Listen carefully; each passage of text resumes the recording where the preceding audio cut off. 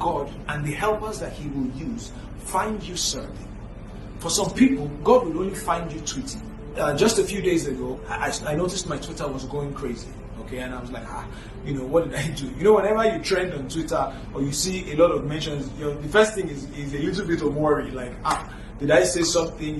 Why is the mob coming for me? And I went on and I saw people had found an old tweet from Wiz, where Wiz said, "Hey, Mr. Banky, my name is Wiz K," or something like that. I'm an artist, I'm an upcoming artist. Please, I need you to help me.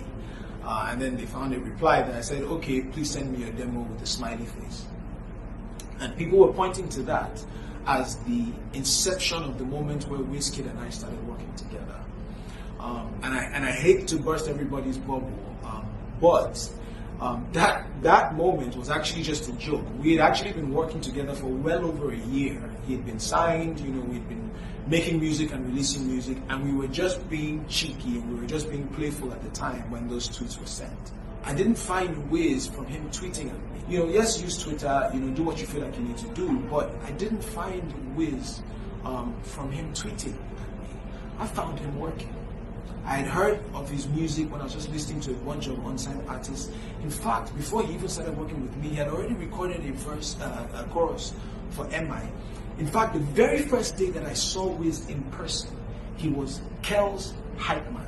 We were all at a show, myself, MI, LD, Kel, and Wiz was faithfully serving as Kel's hype man. The hype man, when the artist is performing, the person that is shouting, yeah, what's up, singing the chorus and just backing the person up. Wiz was essentially Kel's backup singer. And even when Wiz started working with me, he was my hype man, my backup singer, maybe for a year and a half. Now look at it today. Wiz has probably done more, not probably, Wiz has done more in the music business than any one of us, than me, than MI, than Kel, than LD, all of us who were at that show when I first saw him in person for the first time. But how did he get there? He started by serving. The starting point on your road to success begins with service. It begins with stewardship. It begins with being faithful with what does not even belong to you. It begins with being faithful to another person's dream or another person's property or another person's company. That's where it begins. So when God or the helpers that He will use to change your life come to find you, will they find you serving? Will they find you working? Or will they find you tweeting?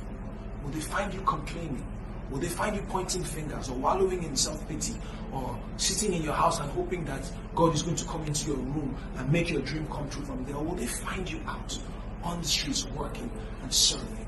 Be faithful with what you have to get what you want. Be faithful with where you are. Be trustworthy. Be committed. Be dedicated. Be a good steward. Serve faithfully. And if you do that, if God finds you serving, if God finds you as a good steward, then God will promote you into your destiny. But you must pass the stewardship test first.